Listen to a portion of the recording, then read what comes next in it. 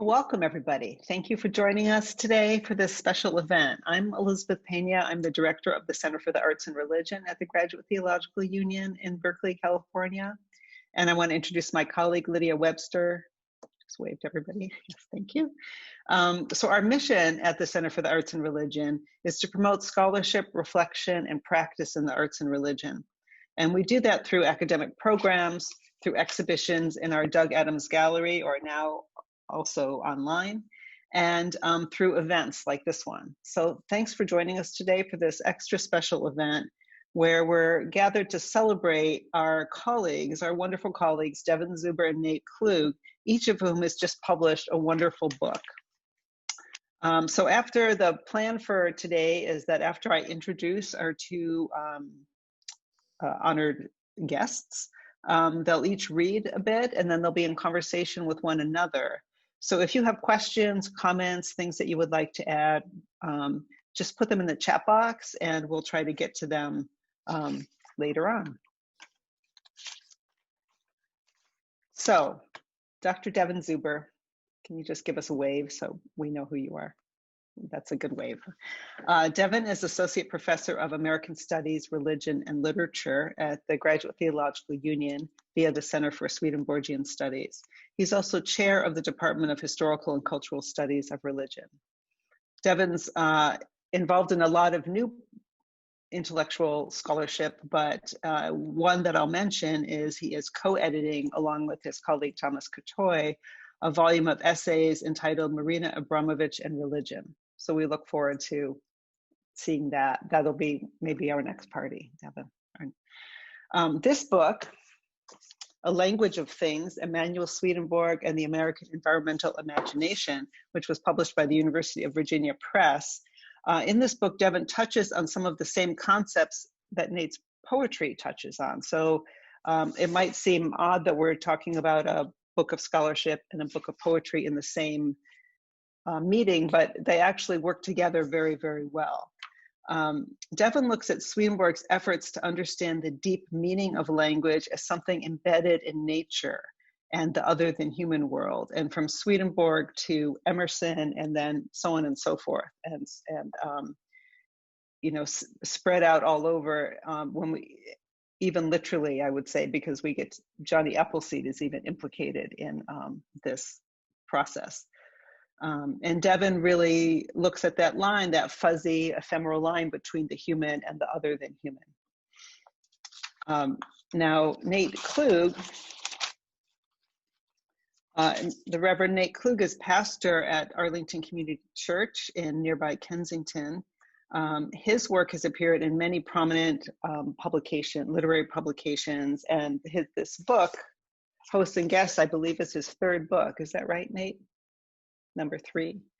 So he's very widely published, and we know him at CARE because he has been connected with us for 4 or 5 years, I guess now, and he has done presented wonderful poetry readings for us. He has taught courses. He has led workshops, and in fact, he has an upcoming workshop. I can't remember exactly when it is, but Lydia is putting the information in the chat if you're interested in registering for his upcoming workshop.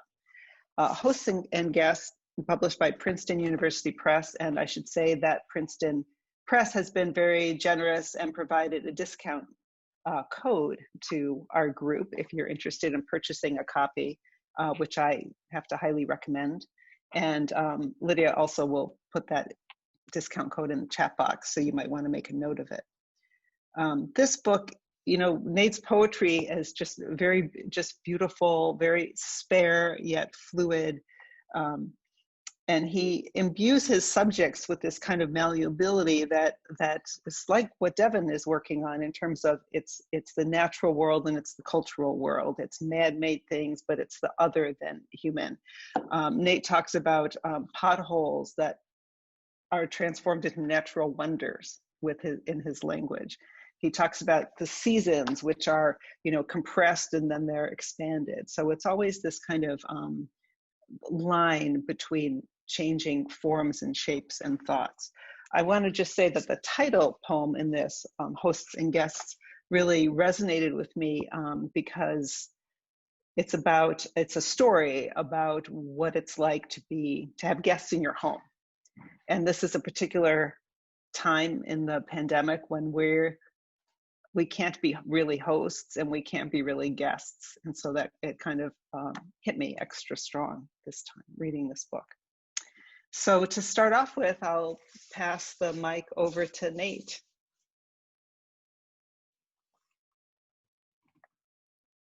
Well, thank you, everyone. Thanks for being here. And Elizabeth, thanks so much. Lydia, thanks for all your help. And Devin, it's an honor to share this event with you. Like Elizabeth said, I think we have lots in common. And I think it'll be interesting to see what kind of threads we pull together. So can everybody hear me okay? You never know on Zoom. Okay, great. So what I thought I'd do is I would read like maybe 8 or 9 poems from hosts and guests. I'll say a little bit maybe in between some of the poems, and then Devin will talk, and then we'll be in conversation, Devin and I, at the end. So this is cool for me. This is my first time reading from this book, which came out just a few weeks ago.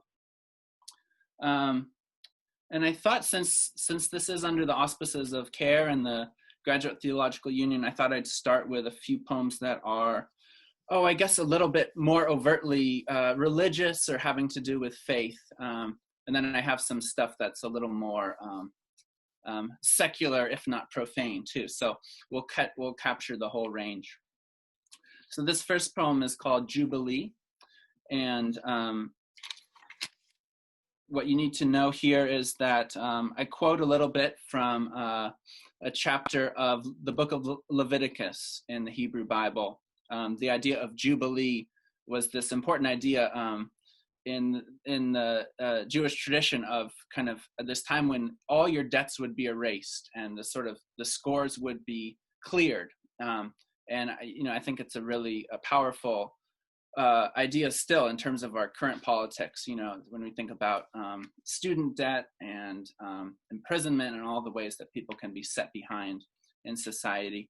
And this poem really is just me looking out the window at the garbage trucks coming by in Berkeley. So Jubilee. In day-glow vest, delicate among the sidewalk's children, each Tuesday morning hopping off here, he taps the side loader joystick up, looking on, looking nowhere, as the claw lowers, pincers fasten around the curb's first bin. Count 7 Sabbaths of years. Count 7 times those 7. On the 10th day of that 7th month, proclaim freedom. Return each man to his possession. Lid flapping open, the bin tips, shakes a liquid sequence toward the iron bed's throat, then drops, released, to knock against the next, stirring a ragged confetti of wrappers and scratch tickets. He's already twisted, so half his torso hangs inside the cab when the truck jumps, without signaling, back into traffic. The astonished horns not yet transformed to shofar trumpets.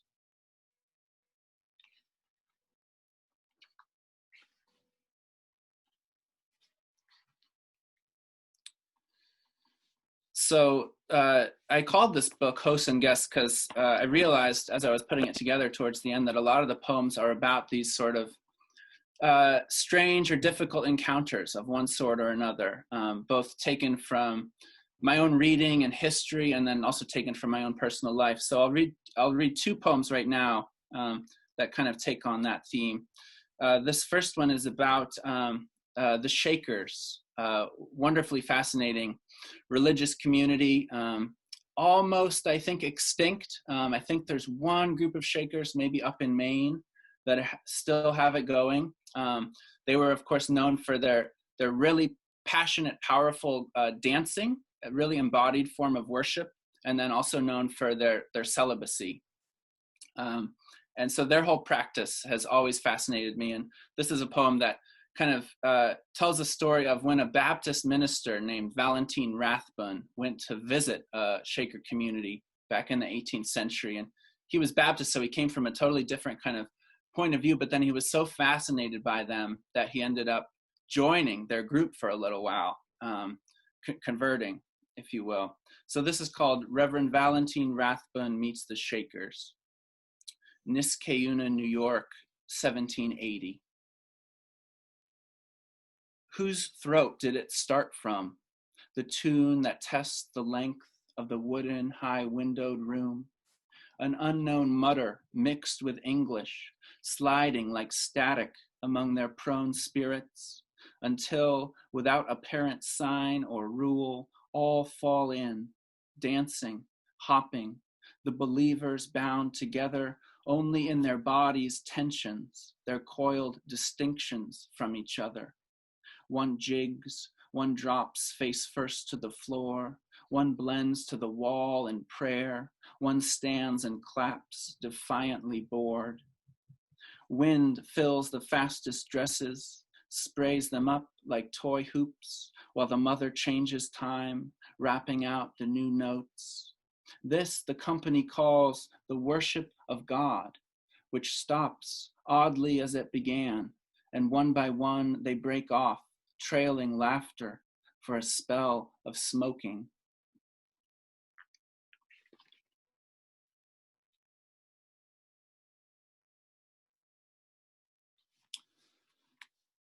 Elizabeth mentioned the title poem, Hosts and Guests, and I'll go ahead and read that one. I'm glad you mentioned that one, Elizabeth. I wasn't sure if I would read it. And yeah, like a lot of poems these days, this one is sort of inflected by our whole experience now with isolation. But I wrote this after usually I don't write poems right after an experience. It takes me a little while, but I wrote this one pretty recently after a visit from some family whose relationship to me you'll kind of discover as you hear this one. Hosts and guests. And I should say this is set in Berkeley, but my wife and I used to live in central Iowa, so there's a reference to that as well. Hosts and guests. After the ID forgotten en route, the forced deplaning thanks to fog reports, after 3,000 miles of bladder versus historical thriller, still, all in all, easier than getting to Des Moines. Here they are again, though they've never been, perched either side of our mutt at the linty edge of the same turquoise couch. What could we offer to repay them? Stuffed into East Coast coats, they paw through carry-on Kleenex, hand over a folder of direct mail addressed to us, interrupt to show off a new app. Their love, an ebullition of non sequiturs and questions, fired past any chance of a response, while you and I slip back into randomly specific irritations, equally unable to help ourselves.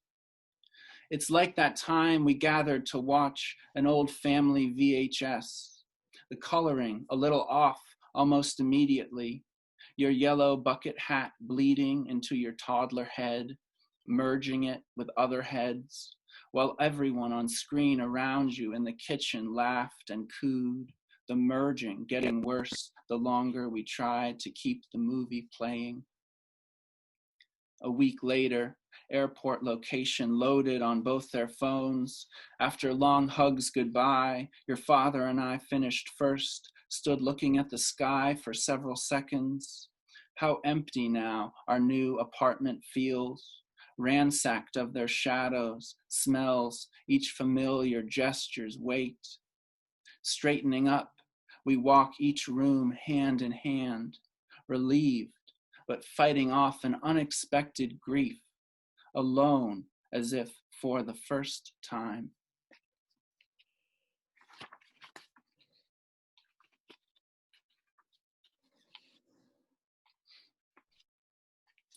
That's exactly the kind of encounter that I have mixed feelings about while it's happening, and then I miss so much in these days.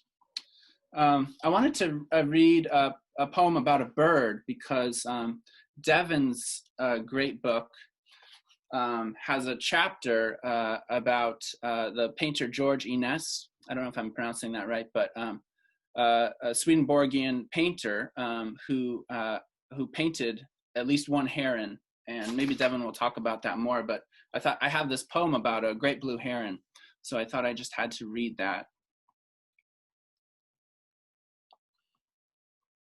Great blue heron, Spofford Lake, which is a lake up in New Hampshire. One thing to do until you can't is wait, foot tentative, testing for deceit, as if aligned with some superior quiet there at the ice's edge, as chimneys pulse on a little ledge above and a plasma screen gutters, mistaken for a living room fire across the lake. Dolled up gunmetal, still as a mime, you balance, oblivious, contemptuous of audience, and elaborating well into the night your small, dangerous adjustments.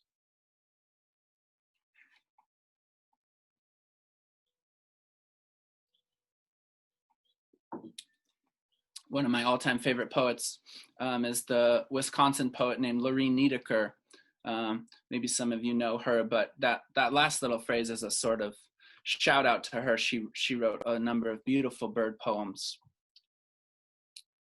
And she was one of those poets who just worked and worked without much sense of an audience, which I think is something I really admire, and is so kind of antithetical to the immediacy of attention that's given out to books coming out and everything happening these days. Let me read one or two more political poems now. In the light of everything that's going on, it's difficult not to think this way. I don't have any poems so much directly about the president or anything, but I like to take on politics more kind of obliquely. And this is a poem called Water Clocks, and it talks about this ancient Roman emperor named Pompey and what happens to him at the end of his life. So you can kind of read that onto the situation now. It's called Water Clocks, which was this ancient way that the Romans had of keeping time. Water clocks. To slow down panic on planes or just before sleep, think back, if you can, to the work of water clocks, how a toothed wheel nudged by falling drops would rotate, rectify the dial, and in that way an hour, felt or not, was proved. Or else floating rods that counted as they pointed, shaky, jiggered higher while their pewter basins filled, the kind of time implied, neither reversible nor self-contained, like sand and glass, more credible, treating forms as vessels meant to be escaped. The same tenuous machines which Pompey ordered placed in every court to better calibrate the people's speech, though in 3 years he'd flee, still proud but old now, stabbed in the midst of standing up his small boat almost all the way to Egypt.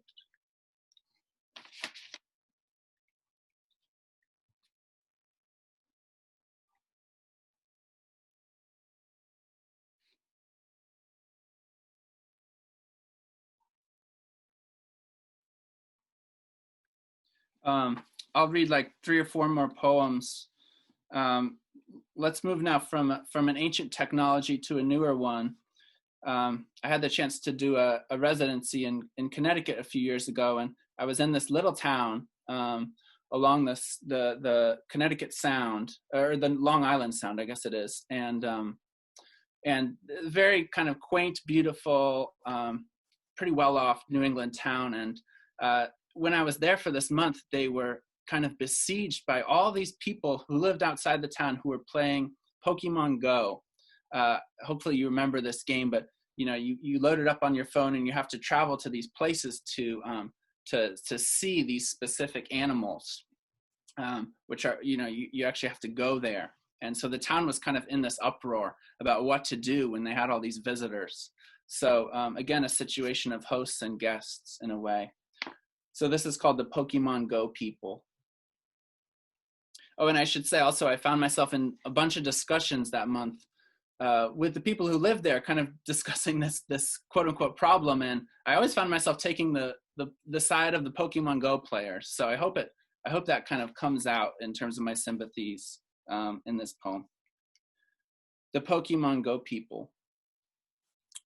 Not pretending to be shopping, they canvass cobblestoned Water Street, nearsighted as beach sweepers, their devices feeling ahead for which alleyway or corner of a yard might sprout a Snorlax, a purple Aerodactyl.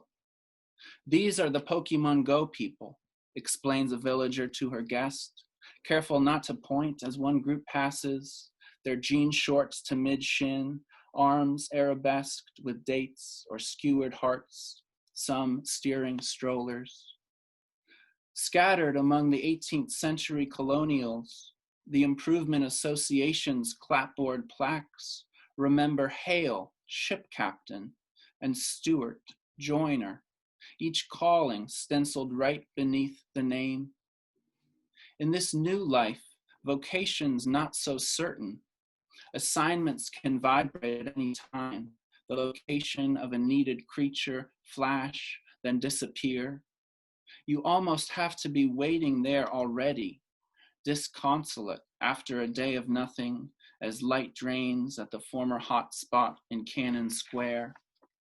When two wild Pikachu clamber over the rocks, the woman shrieks and punches her partner to make sure he'd seen. A post-coital quiet on their drive back home to Pawcatuck.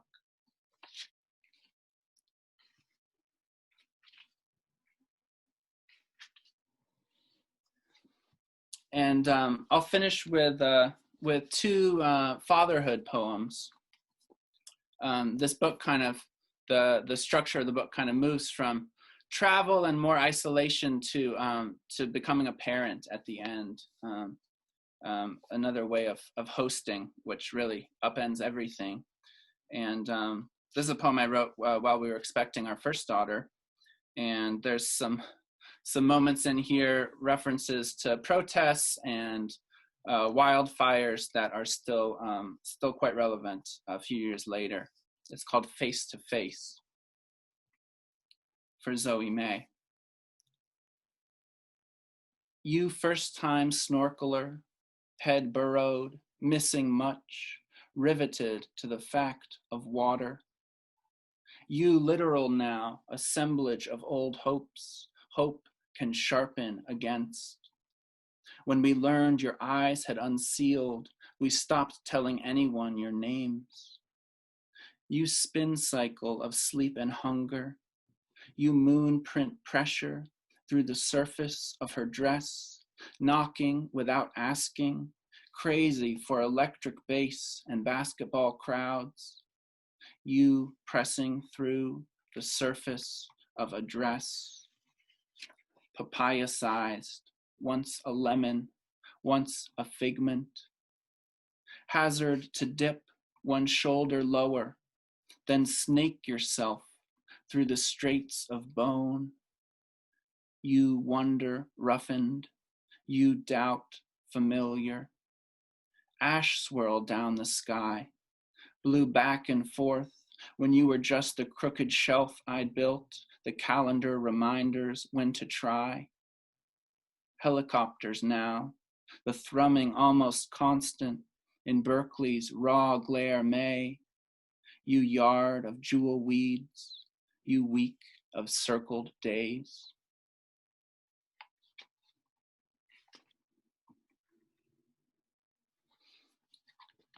And I'll end with this last poem, which kind of brings back the considerations of faith that that we started with at the beginning of the book. It's called The Proof Cloth, and it's 4 months after Zoe was born.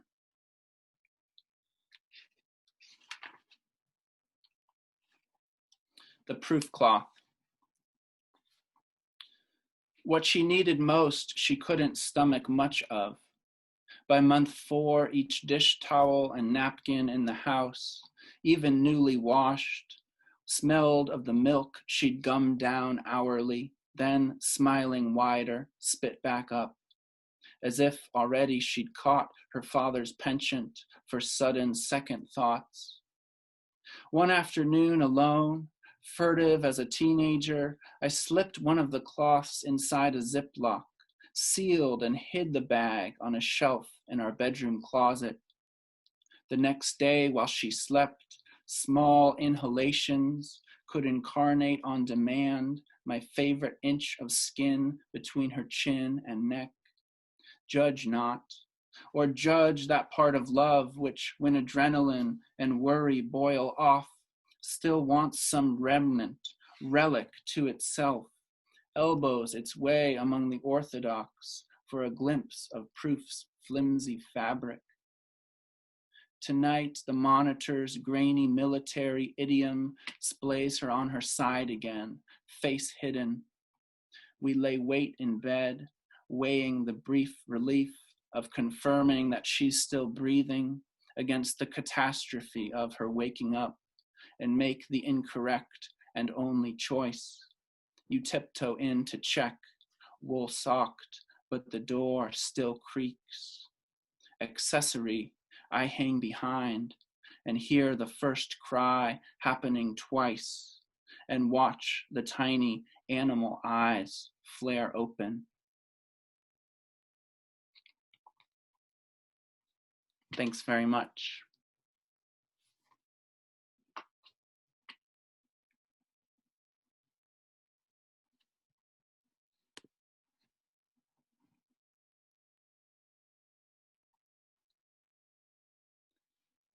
Should you take it from here, Devin?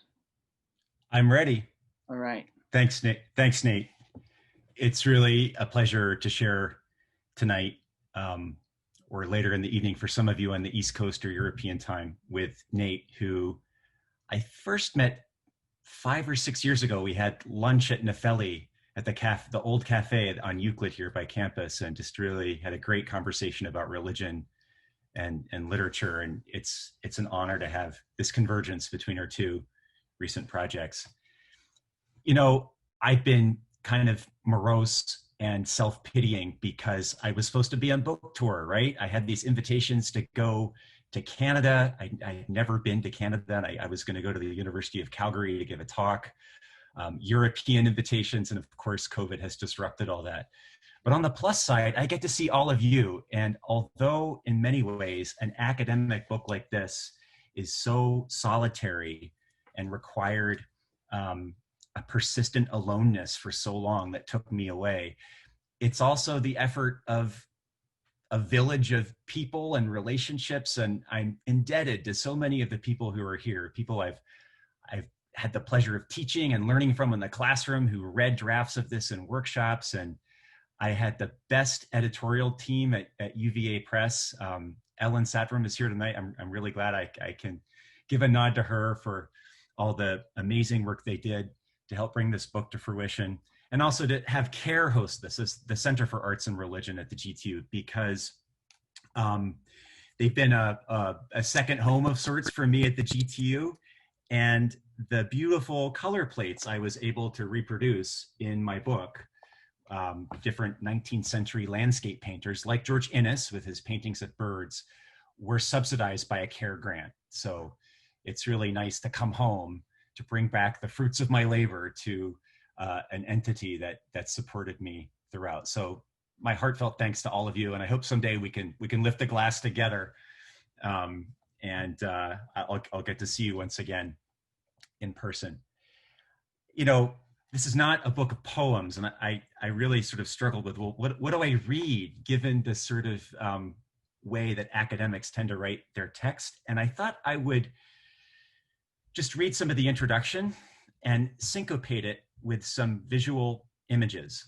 even though I'm trained in literature and cultural studies, I'm very interested in visual culture, the history of American landscape painting. So there's a lot of art in my book.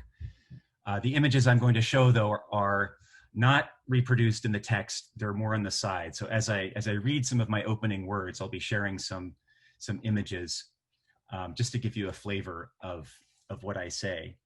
And I can't read all of it. So as a preface, I'll say that the tone I hit when I finished writing these words in 2018, if anything, our situation is more dire and more serious if we listen to what climatologists are saying about the state of things and where our planet is going. Nate has several beautiful poems in his new collection about the Earth and about the planet and the planetary, and I think that's one place I want to go in our conversation after we read. So I think Lydia has given me power to share screen. So I'm going to go over here and see if everybody can see this. Great. I'm really delighted too that UVA has provided a discount for everyone attending this event tonight. So if you go to the website, if you want to get a copy of my book, this is the code at the University of Virginia Press website, 10 Zuber. It's good through the end of October, so you don't have to do it right now. You can get a 30% discount off the title. So my book opens with an epigraph from Walter Benjamin, the great German Jewish cultural critic. The translation of the language of things into that of man is not only a translation of the mute into the sonic, it is also the translation of the nameless into name. In 1940, disturbed by the growing cracks apparent in the facade of Western civilization, the German critic Walter Benjamin penned a series of sobering theses on the philosophy of history. The 20 numbered paragraphs, dense and aphoristic, are driven by a messianic anxiety over the darkness then encroaching on Europe. It was to be Benjamin's last major piece of writing before his failed attempt to flee Vichy France. And perhaps the most beautiful part of the essay, Benjamin turns to a small monoprint of an angel by the artist Paul Klee, which Benjamin had acquired earlier in 1921, in order to offer an ekphrastic description of the Angelus Novus, a new angel in Klee's titling, as a complex visualization of modernity's current predicament, its crisis. This is how one pictures the angel of history, Benjamin writes. Where we perceive a chain of events, he sees one single catastrophe which keeps piling wreckage upon wreckage and hurls it in front of his feet. The angel would like to stay, awaken the dead, and make whole what had been smashed. But a storm is blowing in from paradise. It has got caught in its wings with such violence that the angel can no longer close them. The storm irresistibly propels him into the future to which his back is turned, while the pile of debris before him grows skyward. This storm is what we call progress. Benjamin might not have anticipated how his words would so deeply resonate with our contemporary environmental crisis and the specific sorts of ways that the angel of history has accrued new ecological overtones, as Bruno Latour cogently observes. From the piles of plastic debris amassing in the ocean to the rise of superstorms spun off by increasingly destabilized weather systems, we find ourselves in a position akin to Klee's wide-eyed figure, entangled in an ecological violence that our technocratic society seems unable to unravel. The flood of doomsday news regarding climate change continues to grow, a litany of forecasts and scientific reports seemingly without any adequate redress by international legal frameworks, as the weak, non-binding agreements that came out of the Paris climate talks in 2015 underscored. In the fall of 2018, the Intergovernmental Panel on Climate Change, the IPCC, accordingly released its most alarming report yet on the likely scenario of serious crises occurring as early as 2040. Massive food shortages, persistent fire and drought, and the planetary bleaching and die-off of coral reefs. Climate change is no longer in a distant future, but palpably now. And of course, for us Californians, just look out your window at the smoke haze from the glass fire that's casting again a pallor over the bay. As of this writing, the globe seems to have crossed yet another red line, with atmospheric concentrations of CO2 exceeding a monthly average of 410 parts per million for the first time in millions of years, an average last seen during the Pliocene era, some 5 million years ago, when the sea was on average 10 to 20 meters higher than its current levels. All this is causing a kind of cascade effect that renders climate change, in the words of David Wallace Wells, a horizon of human possibility dramatically dimmed. How did modern civilization, with its optimistic progress that Clay's angel futilely looks backward and down upon, take us here? What is to be done to change course? That may not even be possible at this point, given the growing number of climatologists who believe we have crossed the non-linear tipping point. The ethical urgency of the situation has exerted no little pressure on scholars of the humanities who write about the past, posing existential questions about how and why one writes about literature, art, history, and religion in this crisis. For environmental historians and geologists, climate change has instigated a rich debate about whether a wholly new term to designate our entry into a different geological era is needed, an era that is already bringing with it radical upheavals and changes to life as we know it. What the Anthropocene, for this is the first such era where the human leaves an indelible geological imprint on the fossil record, be it through the supra addition of radioactive materials or of an anthropogenic increase in carbon, will end up looking like is certainly open to speculation. And the imaginative spaces of science fiction are certainly one valuable location for pursuing that question.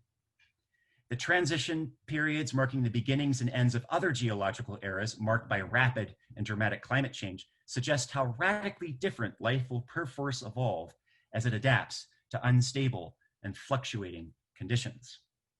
Humanity has already ushered in, according to many, a sixth great wave of mass species extinction. That's Elizabeth Colbert's term.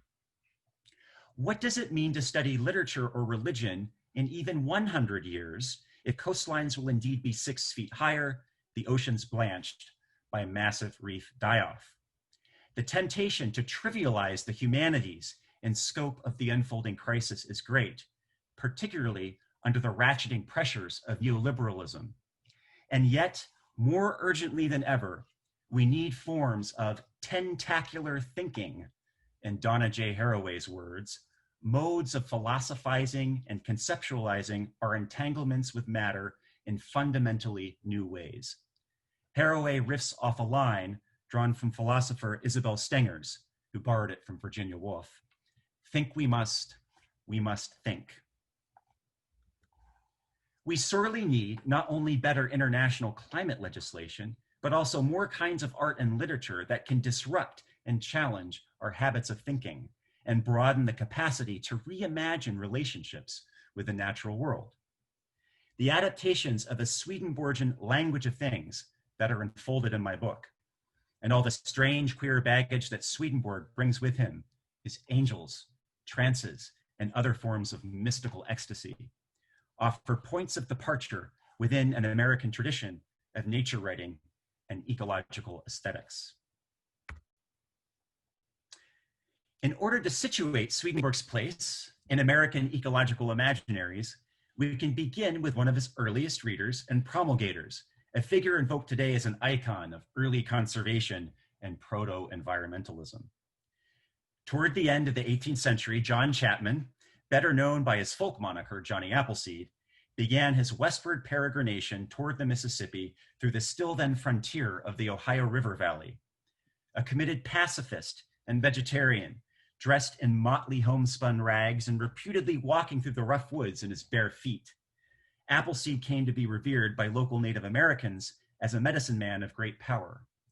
As he traversed the Midwest, establishing various landholdings that he subsequently cultivated into orchards, he began his famous distribution of fruit seeds and apple tree seedlings.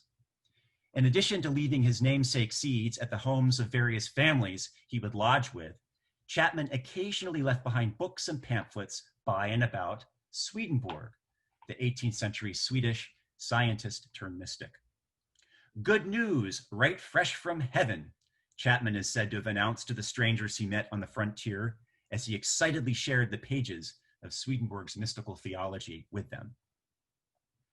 Appleseed's forward thinking, his planting and reforestation for generations to come, were important early 19th century precursors of modern ecological sustainability, paralleling similar forestry practices of Nachhaltigkeit in Germany.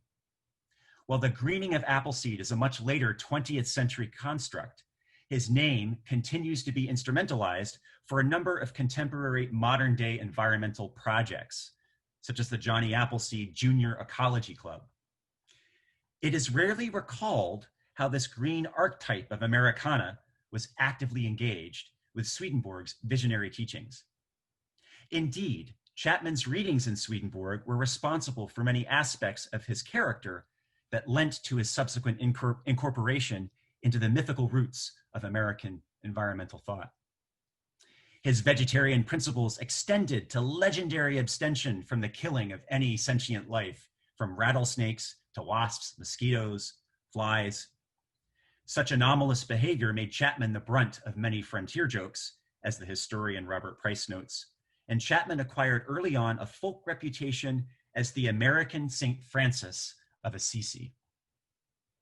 Chapman's benevolent attitude toward non-human nature is not all that surprising, writes Price, when we recall how Chapman gleaned from Swedenborg how, quote, "all things in the world exist from a divine origin, clothed with such forms and nature as to enable them to exist there and perform their use, and thus corresponding to higher things," end quote. In the earliest visual representation of Chapman known to exist, a drawing from an 1862 history of Midwestern pioneers, Chapman stands barefoot in the woods, his left hand cradling a young apple sapling. You can also see here his wonderful saucepan hat. Tucked into his homespun overalls, a large bulky book peeks above the waistline, seemingly incongruous with the rustic character of everything else in the image that denotes a frontier or wilderness context. This book is probably meant to suggest one of Chapman's beloved Swedenborg volumes, already by this point an indelible part of the growing Appleseed legend. As Michael Pollan puts it, Chapman's Swedenborgian beliefs must have lit up the landscape, the rivers and trees, the bears and wolves and crows, even the mosquitoes, with a divine glow. Chapman's mystical teachings veer about as close to pantheism and nature worship as Christianity has dared to venture. Those are Michael Pollan's words. Taking its cue from Appleseed's emblematic story, A Language of Things, Swedenborg and the American environmental imagination is concerned with the presence of Swedenborgian thought within these 19th century conceptualizations of the American environment. How did the mystical theology of Swedenborg, originally written in a dry and reasoned Neo-Latin, end up becoming evangelized by this proto-conservationist on the illiterate American frontier, and part of a broader history of the emergence of a different way of looking at nature that coalesced during the 19th century? And to hear how I answered that question, you have to read the rest of the book. So I think I'll stop there. I skipped around a little bit just to give you a flavor of how I set the stage. I begin, well, maybe actually, because I think I have a little bit more time, I'll end with Appleseed. The start of my book begins by invoking this figure, and the coda circulates back to how Appleseed has been invoked by more recent contemporary figures such as Richard Powers in his novel, The Overstory. So I'll read the last small paragraph from the end of my book, where I talk about Vachel Lindsay, the modernist poet who wrote a lot about Johnny Appleseed. A later 20th century poet like Vachel Lindsay could claim Appleseed as part of a visionary aesthetic American tradition that harbored anti-modernist or countercultural valences. As Vachel writes, Appleseed was the New England kind of saint, much like a Hindu saint, akin to Thoreau and Emerson who came after him. Lindsay was very glad Johnny Appleseed was a Swedenborgian, he wrote in 1920, because a good Swedenborgian is a better enemy of economic tyranny than any economist, end quote. A deep reader of Swedenborg himself, in Lindsay's later long poem about Chapman, in praise of Johnny Appleseed, he amplifies the unusual temporalities that Chapman's legend suggests, conflating an American past with a mystical future to come. I'll now read some of these lines from Vachel Lindsay's poem about Appleseed that's drenched in Swedenborg. Then Johnny Appleseed, chief of the fastnesses, dappled and vast, in a pack on his back, in a deer-hide sack, the beautiful orchards of the past, the ghosts of all the forests and all the groves, in that pack on his back, in that talisman sack, tomorrow's peaches, pears, and cherries, tomorrow's grapes and red raspberries, seeds and tree souls, precious things, feathered with microscopic wings. In one sense, Lindsay's rhythmic lines about tree souls have become literally true. Along the Ohio River Valley today, one can still find apple trees that are reputed to descend from Appleseed's original plantings, flowering and bearing their sour cider apples 2 centuries later. Appleseed's ecological tomorrow ghosts are today. And perhaps somewhere out there in the weirder corners of Americana, the seeds of Swedenborg's immanental theology are continuing to crosshatch, maybe to sprout still stranger forms of eco-aesthetics for the Anthropocene, harbingers of an American nature that seems likely to remain, for many, numinous and vibrant. So I'll stop reading there, just a little taste of the beginning and a little taste of the end, because they're linked through this figure of Johnny Appleseed as a foundation for American environmental imagination in the 19th century. And sorry, I'll stop my screen share. That's what we need to do. Thank you so much, Devin. That was really wonderful. That was great. And anyone who hasn't checked out the book, it really does lend itself to reading just like this, I think, because I really appreciate when academic books are written with a attention to the experience of reading so that it becomes a literary experience too. And this book definitely does that. Yeah, so how should we do this next little part? I have a few questions that maybe I can start with, or at least ask you one, and then you can maybe come back with one or two to me. Does that sound good? Like tennis, it's great. You can lobby it my way and I'll ping it back. Okay. I love the way you ended the book, because I think, in my experience, just anecdotally talking with people about the ecological environmental crisis, it's so difficult to do anything but slip into the most profound despairs, right? And one thing I really value about art and literature that does address environmentalism in one way or another is, I think it inherently and sometimes on the surface as well, it gives us hope, right? It gives us the energy of experiencing new representations of nature, and just that last sentence, the way you end with the possibilities of positive engagements with the environment going forward.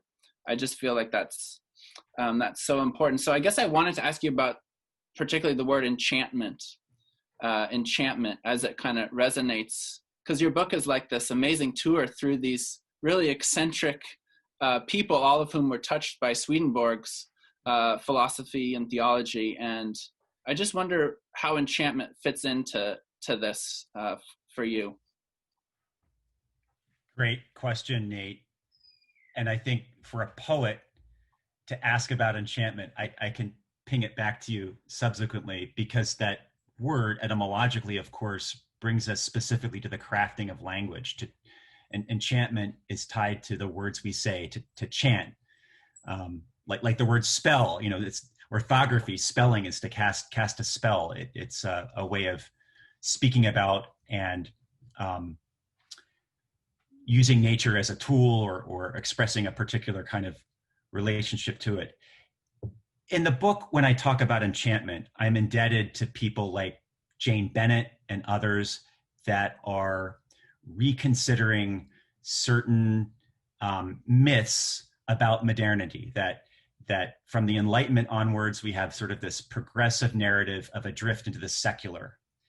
And for me, coming into this from a perspective of environmental humanities and the crisis of climate change, I think one thing we can say about that drift or that belief in what Max Weber famously diagnoses as the disenchantment of the world, the Entzauberung, the places stop speaking with the spirit of trees or rivers and rocks. It just becomes a bunch of stuff.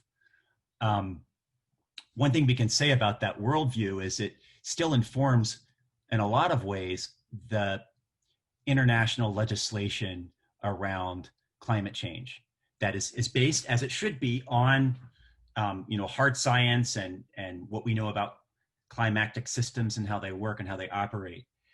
But I think that the catastrophic failure to we still ascribe to this myth that if we can just pump our public spheres with more information dumps, like Al Gore's Inconvenient Truth, here's more apocalyptic facts from science about, you're all going to die and the world's on fire, and here's more data. It hasn't worked. And if anything, the legal situation from an international perspective is even worse, of course, exacerbated by the current American president. So I'm really interested in figures that resist or disrupt our self-understood assumptions about modernity and the secular. And that's why that word enchantment is important for me in the book. And I'm concerned with some ideas that come out of Swedenborg about language that were important for Ralph Waldo Emerson, John Muir, the painters William Keith and George Inness, that help them resacralize the words or the art they made as a almost prophetic kind of activity. Swedenborg is sort of a countercultural force for a figure like Emerson that might have been thrown out of the church because he could no longer agree with the theology of the Unitarians, but still wanted to have a kind of spirituality, even a conversionary experience that would transform his soul. And this enchantment through a language of things lets him relocate that spiritual authority out of the church into nature. Or think of, even though he's not as steeped in Swedenborg as Emerson was, think of Thoreau at Walden Pond and the writing that comes out of that. So maybe I could ping it back to you, Nate. I'd love to hear your thoughts as a poet, because enchantment isn't just any way to redescribe or critique the secular. It's specifically intrinsic to language making, to poetics, to poesis. And you've given us a gift of a book with really felicitous phrases, and especially for me, because I'm a deep lover and reader of Wallace Stevens and Emily Dickinson, and I find these wonderful sort of sharp, concrete descriptions of the natural world that for me, living in the Bay Area like you do, they're part of my own local enchantment of place. Let's see if I could find it. In your poem about walking down San Pablo Avenue, you have this phrase about the fog that is just, let me see if I can find it. Fog pulling down its map of faded lessons. Fog pulling down its map of faded lessons. And just, I think anyone who's lived in the East Bay, especially in the late summer, fall time we're now in, the way the fog rolls in and hits the hills. So I wonder, what does enchantment mean for you as a poet, and maybe also as someone who's a reverend? Because I wonder if it's something different or other than what I'm saying about the 19th century and these figures who disrupt thinking about the secular. Yeah. Thanks for picking out that line too.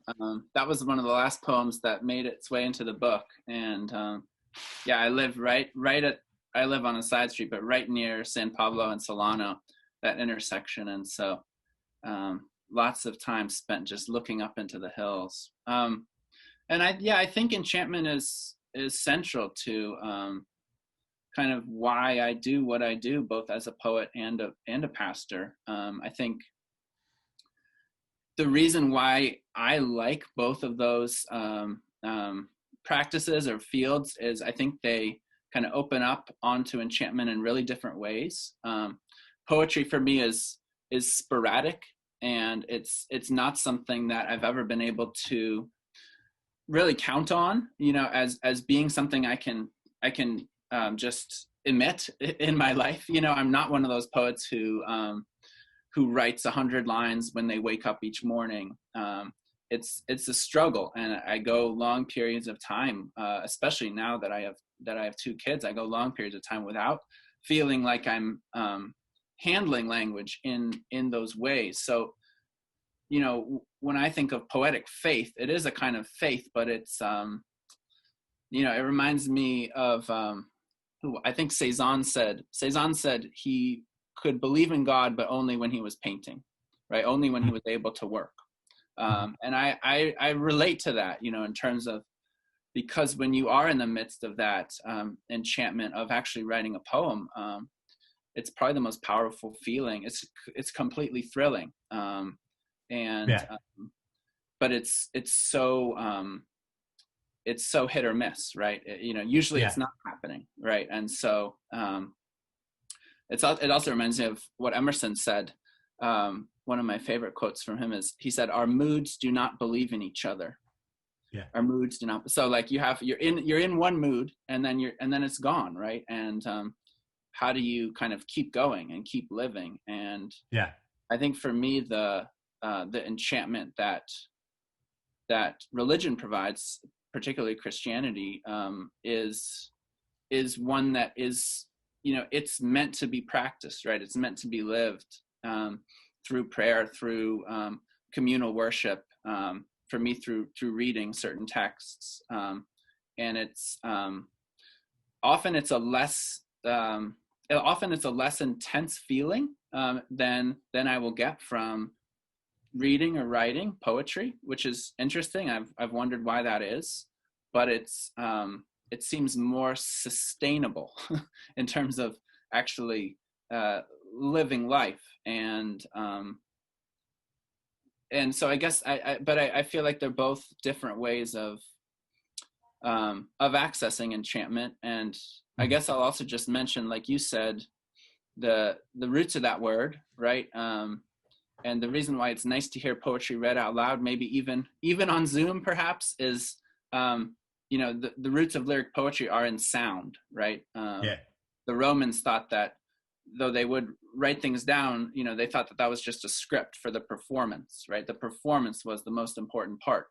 And we've kind of moved away from that, mostly with the availability of print. But I think actually a lot of poets are getting back to that with the popularity of performance poetry, for example. And though I'm not a performance poet, I really do value the auditory nature of poetry, and that's where the enchantment in poetry starts for me.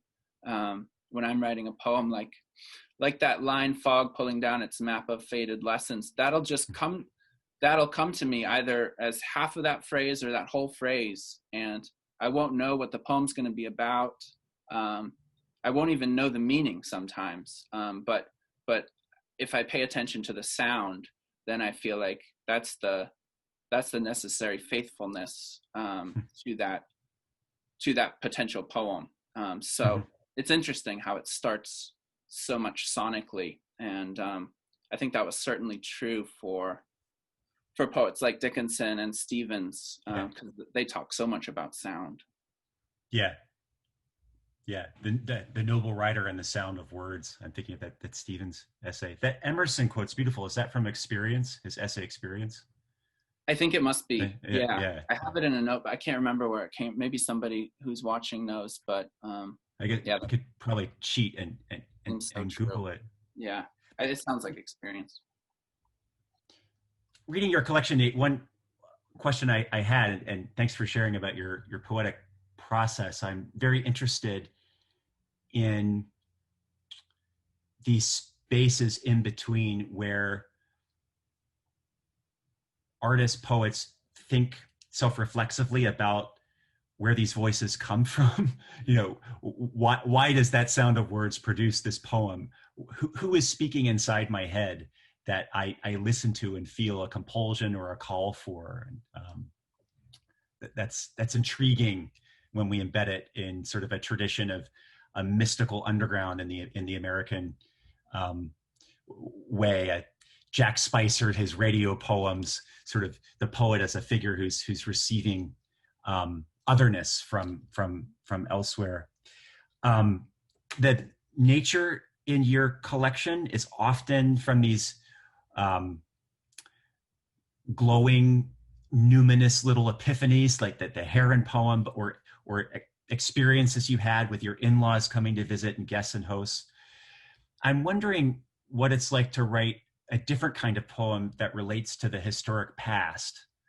I'm thinking of the poem about the Shakers that you shared, the poem that cites Augustine, which you didn't read, about conversion, and just where does that kind of work come from you if it's not rooted in your body, afternoon, San Pablo Avenue, seeing the fog, and you hear the voices? Yeah, that's a good question. I mean, for me, reading is a form of intense experience, you know, and so when I'm reading something that engages me, it's, you know, it can be as potentially memorable as you know, seeing a heron or seeing the fog coming down. So I do try to read like that, and like I've had moments in my life, like maybe when I was in grad school, where it wasn't so potentially always meaningful because I had 200 pages to read each night. But I do try to create space in my life for reading to be that kind of potentially intense experience. So I think when I write things like the Shaker poem or something about Augustine or Pompey, it's because I've read something that that interests me, and then I'll do the kind of nerdy academic thing and go through find the sources. And I'm also a translator, so I've spent a lot of time, especially with Latin, of just trying to bring these old words across into English. I think it's a good way to write. It's a good way to force yourself into writing a poem when you don't really feel inspired, is to read and to translate in particular. So I've had some happy accidents where I haven't felt like there's much going on, and then I'll kind of focus on a secondary text, and it will lead me into something that I might not have written otherwise. Yeah. In the best way, non-derivative at all. That aspect of your work, that sort of a textual commentary, reminds me of Marianne Moore, or even Susan Howe. You know, it's sort of an attention to the archive where there's your words. And I guess we didn't hear it in the poem that Nate read. Part of that poem is a quote from a history book about the Quakers, which you give as a citation later on. So it was interesting. I change a few words in that. I touch it up a little bit, but yeah. It's very much kind of borrowing, stealing. But I do cite it, of course. But it's interesting. Poets have gotten quite comfortable with just taking texts that aren't their own and putting them into the poems. And Susan House certainly a big influence on that. Can I ask you one other question about identity in particular? Because since we're talking about Emerson, you say somewhere like Swedenborg has a self-emptying sense of ontology. I think that's what you say. And then you have this great quote from Emerson: "Spirit is matter reduced to thinness, oh so thin." I think that so thin. appears a few times in the book, which I love. Yeah. And this sense of self-emptying, self-abnegating, seems like a power that really is present in a lot of the literature I love, where you get out of yourself in one way or another. It reminded me of a quote from Keats where he said that a poet is the least poetical thing in existence because he's continually in for and filling other bodies. You know, I'm like a chameleon or something, or like some alien where you can transport yourself in. And it's interesting to think about that, especially right now with regards to the way kind of identity has come to the forefront of a lot of literature. And I just wonder if you had any thoughts about that with regards to literature and art that you feel like is meaningful right now or in the recent past. Yeah, thanks, Nate. What a rich question that provokes a lot of thought. Spirit is matter reduced to an extreme thinness, oh so thin. Emerson writes this first in his journal in response to Swedenborg. Well,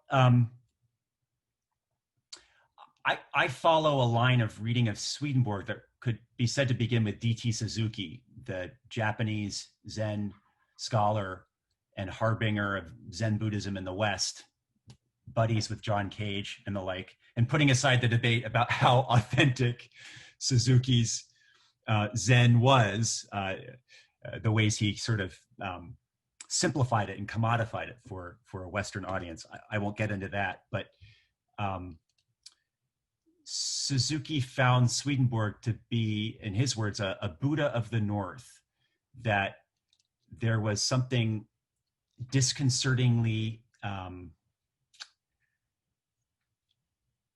deconstructive around the Western modern subject in Swedenborg's work that paralleled Buddhist notions of sunyata and self-emptying. That was the goal of spiritual practice and spiritual exercise. And I think this is interesting for thinking about the environment and environmental crisis, because we are still caught up in structures and logics that have privileged ourselves. You know, at the heart of the whole liberal democratic project, in a way, is producing the single atomized individual that has agency and subjectivity and makes these choices and consumes and is part of a capitalist system. And I think there's something pretty radical in Swedenborg that chafes against that atomized individual as being the heart of the social. For Swedenborg, his answer to the problem of what is our self, were these empty vessels filled with an influx from a spiritual world, and the voices we have in our heads come from elsewhere. They're other beings. We're entangled in this other dimension of reality that our conscious mind is just one layer of. This becomes an important ingredient for later modernist artists who are also problematizing the self. So you asked about like what art responds to this. I have some students and colleagues here, Colette and Emily, also I think I saw Paul Ivy here, who have, as art historians, thought a lot about figures like Hilma af Klint, or to a lesser extent Vasily Kandinsky, other figures who were committed to a spiritual embodied practice that was outside the pale of, a lot of Christian orthodoxy, and in some explicit cases drawing on Swedenborg, that also produced a corresponding radical disruption of representational strategies and practices. And I think it is very interesting that a figure like Hilma af Klint, the Swedish painter, is unacknowledged, more or less ignored in her lifetime, and for many decades of the 20th century. And we get this really masculinist history of abstraction, Kandinsky, Malevich, and she's bypassed. But in the last 5 to 7 years, the renaissance around of Klint, if you read some of the ways people responded to the show at the Guggenheim and the Spiral, it was like a sacral experience. There was something other than just historicizing this figure. That work answered something that is still needed. We're seen as a lack in our culture. So I'm always very interested in thinking about and thinking of back to your Quaker poem where you have the citation from history. You didn't write a history. You're interested in this earlier visionary ecstatic movement, and I love the opening lines about the glossolalia, the language that is going to be sound with some English sprinkled on top. But you didn't write a historical essay. You wrote a poem that draws on it. So what does poetry, what does art, what does a abstract painting by Hilma af Klint say or do that these other discourse spaces like history or theology or religious studies can't? And that, in a way, that's sort of, I think, that's my argument. I want to make, that's the big takeaway I want in my book, is that that's why these figures in the dustbin of history in the past, why they still matter. There's roads not taken that we can glimpse views of that might help us reimagine where we're going in the future. And I should say too, the decentering of the self for me, taking it outside the rarefied confines of spiritual and aesthetic praxis, it's about opening up to the other than human, or relocating agency, things we ascribe to human ontology into things outside the self. So I am curious that some of these figures, like Emerson at the end of his history essay, where he talks about wishing he had the means to hear the rats and the creatures in his walls and the moss that's growing outside his window. He wants to understand them. Thoreau, in a way, is an answer to that history essay. But also John Muir. I think Muir, who is a problematic figure, given his views on Native Americans, et cetera, Muir's openness to human beings as being more than human, that a dog like Stikine, which I write about, his dog story, Stikine, could be an angelic messenger and teach him something and draw him to a higher, better place. It comes out of that decentering of the self, that the hubris of modernity, that we're the pinnacle of creation and the created order. I think read certain ways, Swedenborg's theology, some of these artists and writers who were responding to him decentered that. They came to decenter that hubris. That's great. I don't know. Do we want to open it up to questions now from other people? Yeah. If anybody has great. one. I think, Kate, you had a nice comment in the chat. Do you want to talk about that? Oh, it was from a little while ago when Devin had read out that beautiful bit of the Vachel Lindsay poem about the talisman sack of seeds. And I just thought that and actually it relates to what Devin just said in these more recent comments about ideas of ontology and connection to the past through something like relics or seeds that are retain a bit of the spirit perhaps of the apples of old and connects them to the apples of today, which I thought connected well to some of the relics and objects that Nate was honoring so beautifully in his poetry. So yeah, it was more of a comment than than anything. But I like that kind of the coming together of the two books. Thanks for that. And Devin, you can tell me, but didn't Vachel Lindsay, wasn't he quite famous as a public poet for a while? Like, I think he was like one of those poets who would tour around and kind of like Emerson, get quite big audiences. Yes, and one reason why we don't really know him, he's faded out of the canon, is because of his full embrace of a kind of primitivism in his performances, which essentialized Blackness, Africans, and that has not aged well. Even though Lindsay's politics were extremely progressive, he's committed to his great book of Springfield, which is this sort of Blakean utopian take on Middle America, is a wish for multiracial, multi-religious harmony. But yet he was like a Whitman on the road and tried to make a living off of these sort of Dada-esque performances. The poem I read out loud had a little bit of that sense. He has these really tight rhymes that make it quite rhythmic. He has a poem about the Congo, though, that in particular has not aged well. And as you probably know, Nate, he has a very, very sad end. I don't talk about this in my book. In an earlier version of the book I did, that Lindsay is destroyed by the Great Depression, moves back into his family home. He's jobless, facing poverty, and he drinks a gallon of lye and kills himself at the onset of the Great Depression. So, he had these very sort of utopian, idealistic, visionary wishes to regenerate American culture through art, through his performances.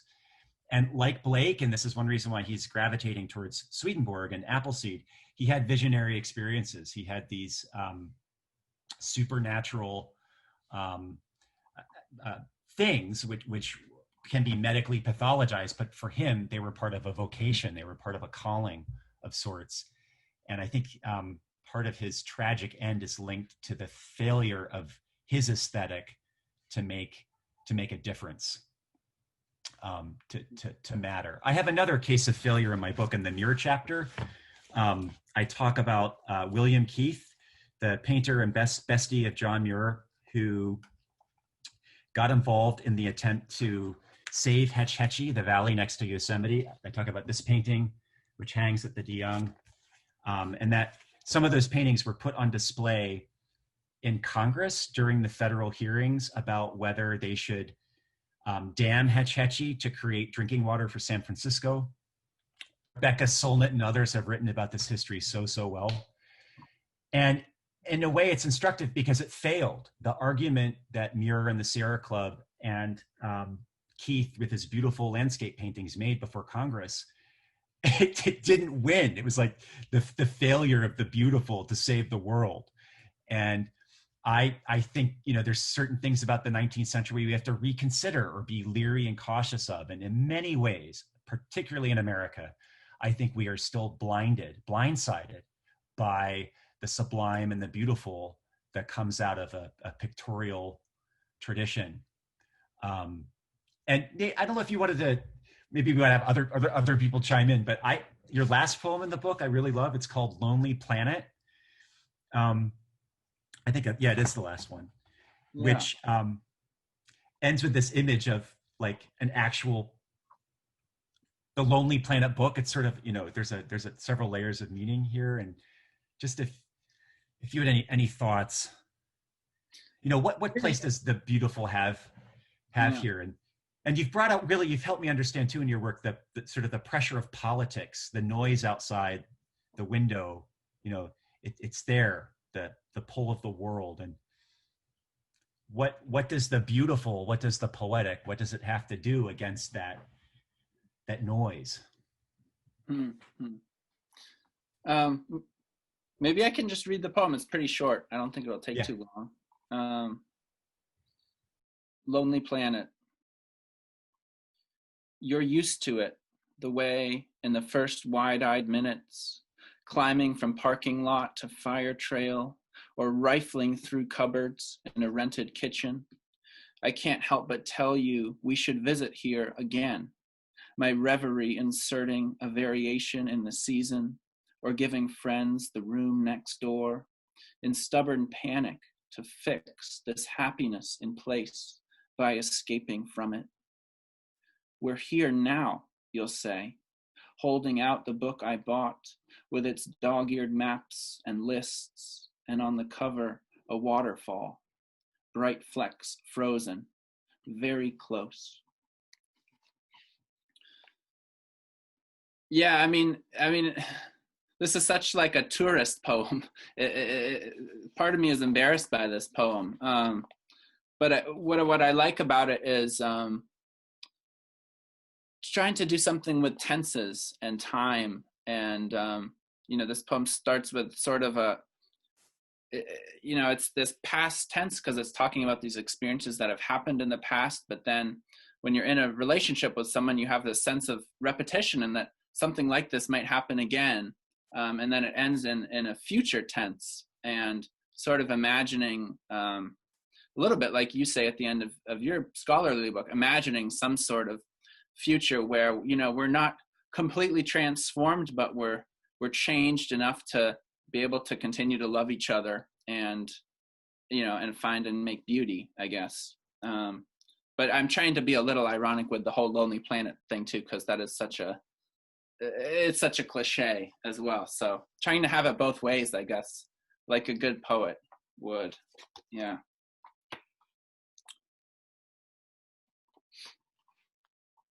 Does anybody else have any questions or comments that you'd like to make, or anything you'd like to ask either of our authors? Emily, go ahead.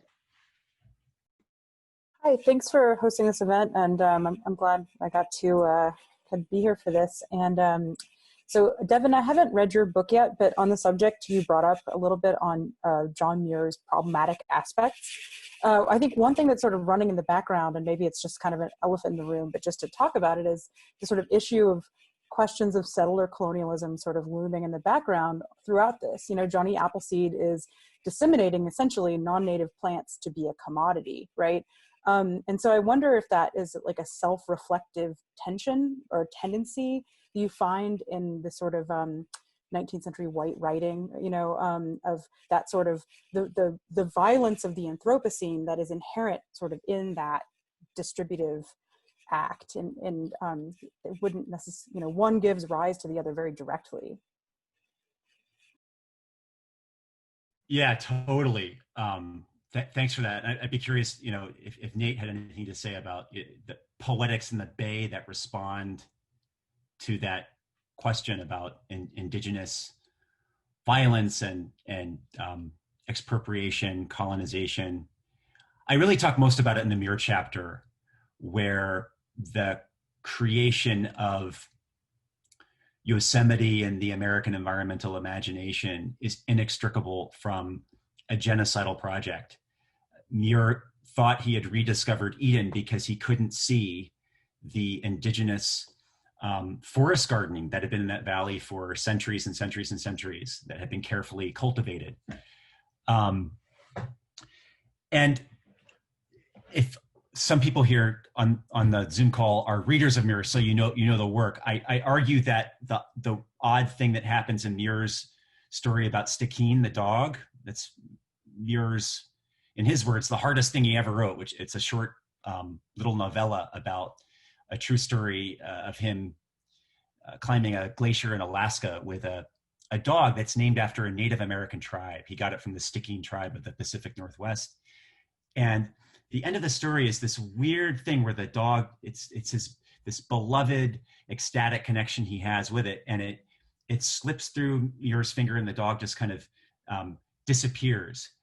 There's a kind of structural incoherence about Stickeen, and I think it's the kind of schizophrenia in Muir's split legacy of the beautiful and the sublime that still underwrites how we manage our national park system, in Yosemite in particular.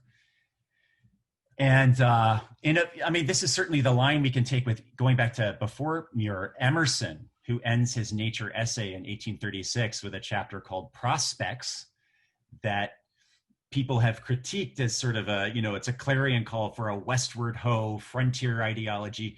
Emerson says, "Go therefore and build your own world." And although he means this metaphorically, and this calls forth in some ways Walt Whitman and his poetic project, it's also caught up in an ideology about America and its place in the world that was genocidal when it came to the Native Americans. And the question is, what do we do? What do we do with this? I think we have to, as scholars and historians, there's a lot of hagiography around these figures we have to cut through. And we have to keep these things open in the sense that there are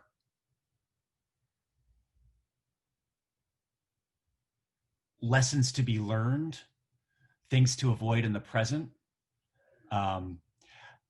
Sometimes I worry with figures like Muir, the sense that, oh, well, Muir's bad guy, part of a manifest destiny ideology, which makes him intrinsically suspect or bad, that this underwrites our own ideological blinders about progressivism, that our moment in the 21st century is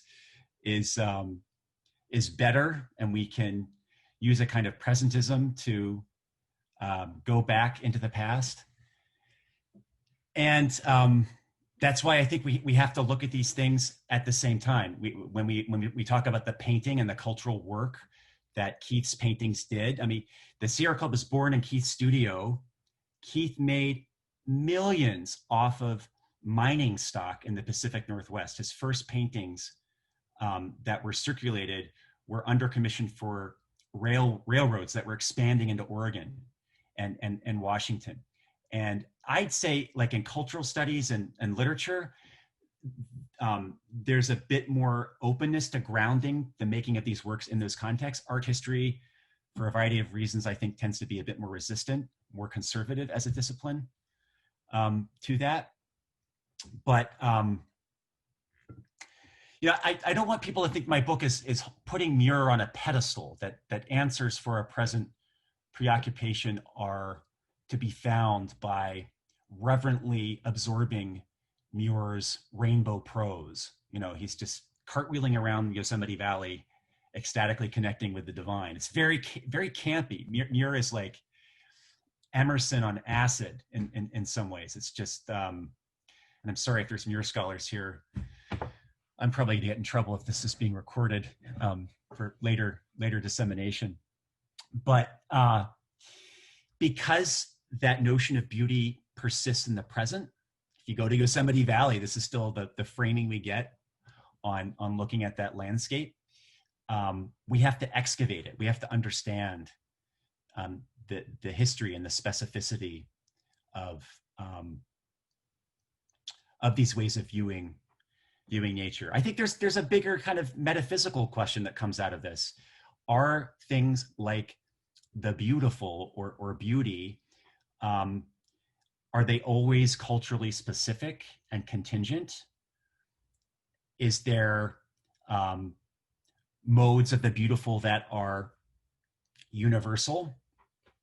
I think when I was in my 4th year of grad school in New York, I watched Elaine Scarry, the philosopher from Harvard, talk about her work on beauty and being just, where she connects beauty to Rawlsian notions of symmetry. And she just was eviscerated in a public forum because she's like, no, a sunset is beautiful wherever you are in the world. The sunset is always going to be this experience phenomenologically that induces a certain affect that is universal, transcendent, or whatever. And most of the audience in the room had no patience for that. I think, thinking about beauty in Muir, why couldn't he see the beauty of these indigenous practices that had so carefully cared for the valley, the floor of the Yosemite Valley? He's just blind to it. So as someone who writes a lot about the 19th century, I'm in no way trying to argue it's a back to the future thing. We have to return to these landscape modes to find a way forward. But because we still so much live with this perceptual mode in the present, I think we have to understand its embeddedness. So that's a very long-winded answer. I don't know if Nate has any words to share about settler colonialism, et cetera. I'll just add, Emily, I think some of the most exciting poetry that's being written now, and you might well know this, is engaging with the general ramifications of the very question you ask. Boston Review, the magazine, put out a really cool anthology last year called What Nature?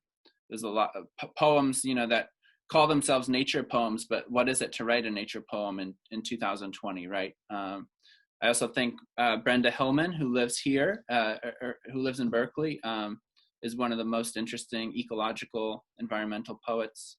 I also really like an anthology called Black Nature, edited by Camille Rankin. I think it's like 4 centuries of African-American nature writing. So lots of voices that, haven't been considered overtly in many places. So yeah, but it's a great question.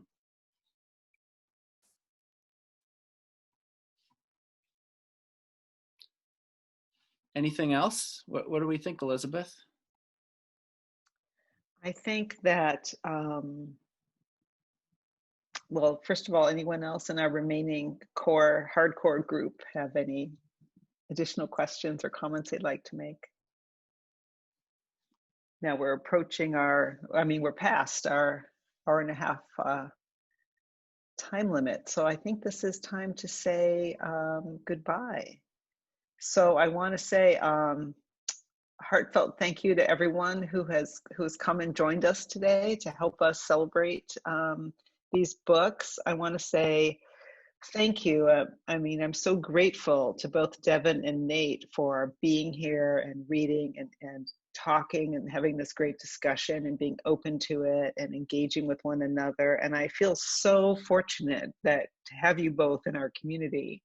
We're very, very lucky. So thank you both for being here, and stay tuned, everybody. Come back for, hopefully we'll have more book parties for these guys and for other scholars and poets and artists that we know. And we hope at some point that will happen in real life. But until then, we'll see you at our next Zoom event. Thanks so much, everyone. Thanks for coming, everyone, for the conversation. Yeah, thanks. Bye.